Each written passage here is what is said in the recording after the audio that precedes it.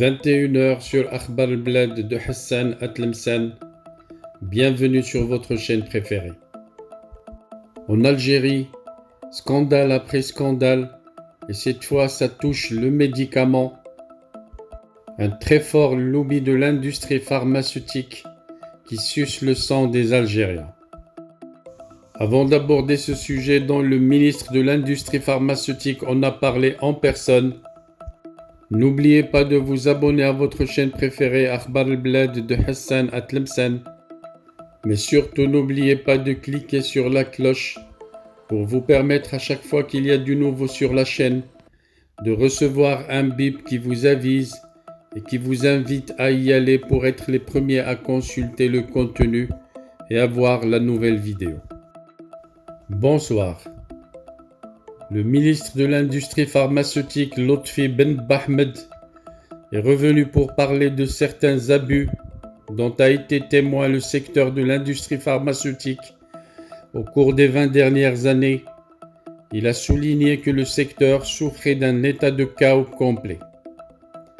Ben Bahmed a souligné que les multinationales ont profité de la situation pour embaucher des lobbies et gonfler les factures, ainsi que pour appliquer des prix élevés pour les médicaments par rapport à ceux avec lesquels ils travaillaient avec les pays voisins, selon ce que rapporte le site internet An-Nahar en Algérie.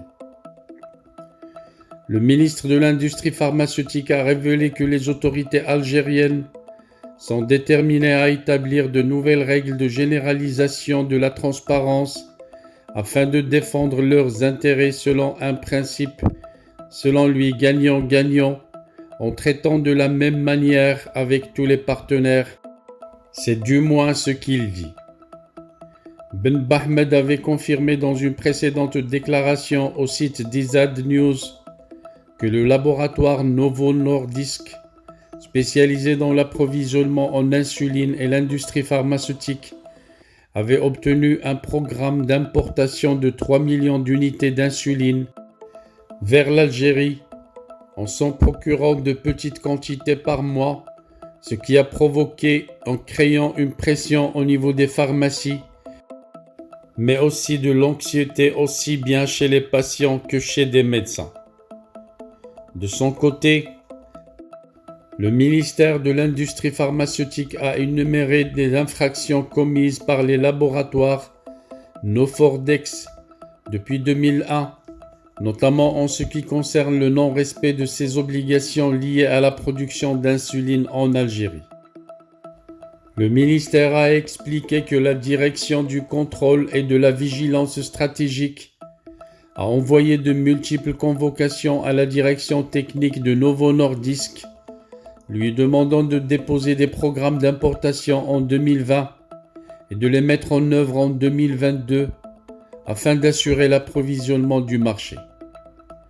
La tutelle a indiqué que l'Observatoire national de l'approvisionnement en produits pharmaceutiques a publié plusieurs dossiers sur fond de monopole et de tensions constantes surveillés par les acteurs du marché.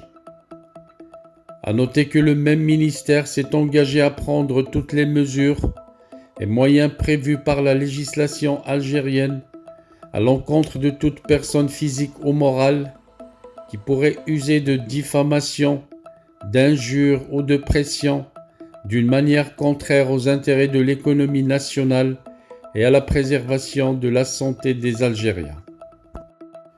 Que du blabla, que de la littérature, car jusqu'à aujourd'hui, aucune mesure n'a encore été prise à cet égard. Notons que déjà il y a 3 mois, le même ministre, Ben Bahmed, déclarait que le lobby de l'importation de médicaments se retrouvait aussi dans la distribution des médicaments.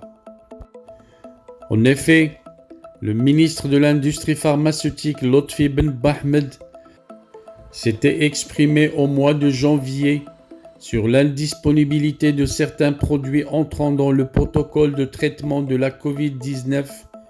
Interrogé à ce propos, le ministre avait refuté le terme pénurie, reconnaissant plutôt une pression sur certains produits pendant un moment donné.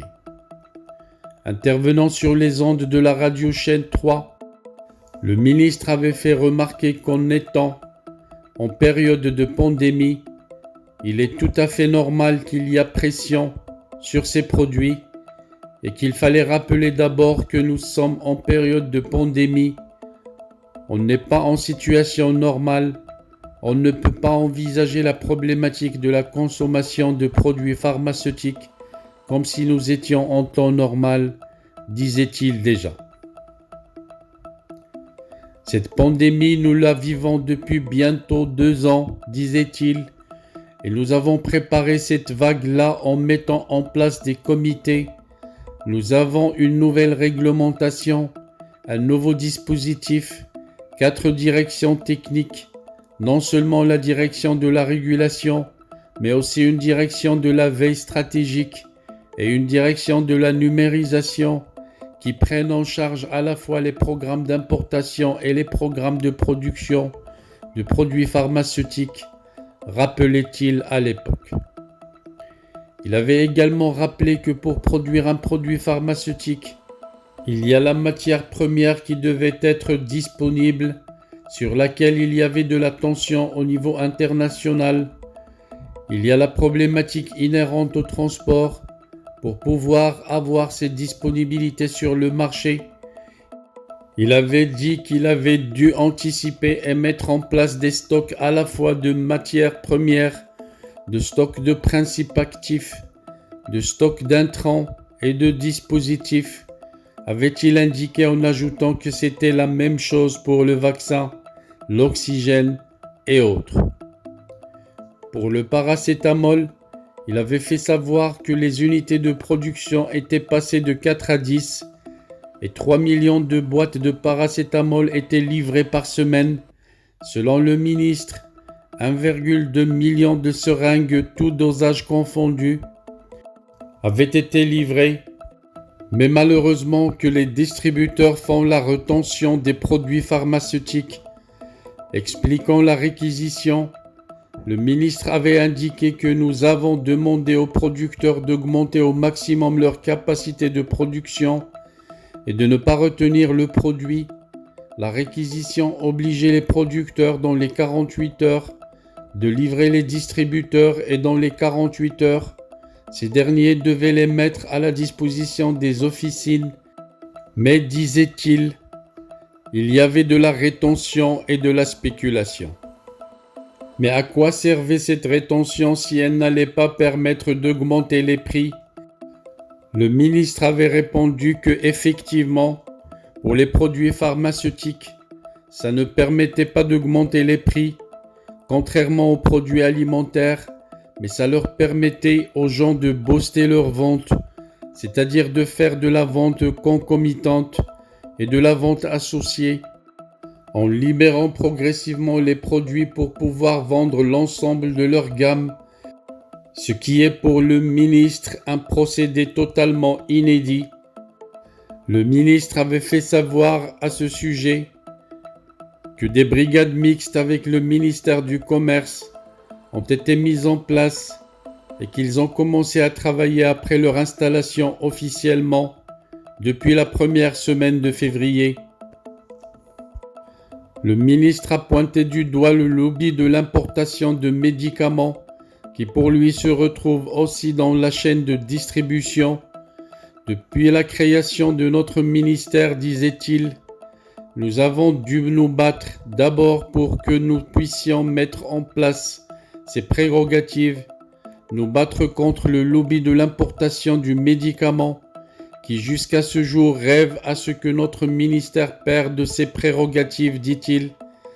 Je peux vous assurer que nous continuons, nous travaillerons et nous assumerons nos responsabilités jusqu'au bout, disait le ministre. Ce lobby pour qui nous avons fait descendre la facture d'importation au profit de la production nationale se retrouve aussi au niveau de la distribution à travers la spéculation, la rétention, a précisé le ministre, en ajoutant que son département continuera à se battre contre ce lobby. Pour cela, dit-il, Nous avons mis en place à travers le cahier de charges de l'importation, la régulation des importations. Là, aujourd'hui, nous sommes en train de faire un nouveau cahier de charges pour la distribution des médicaments qui devrait voir le jour par arrêté ministériel qui sera publié dans le journal officiel dans les jours qui viennent. Les Algériens continueront à rêver que ça cesse. Ce genre de lobby qui suce leur sang au quotidien. Les promesses du ministre et du gouvernement algérien sont passées sur ondes. Mais est-ce que ces promesses seront réalisables? C'est ce que l'avenir nous montrera. Et votre chaîne préférée Akhbar Bled de Hassan Atlemsan sera là pour faire le bilan et vous le transmettre sur les prochaines vidéos. Pour cela, n'oubliez pas de vous abonner à votre chaîne préférée et je rappelle encore, n'oubliez pas de cliquer sur la cloche pour vous permettre d'être avisé par un bip qui vous invitera à consulter votre chaîne préférée.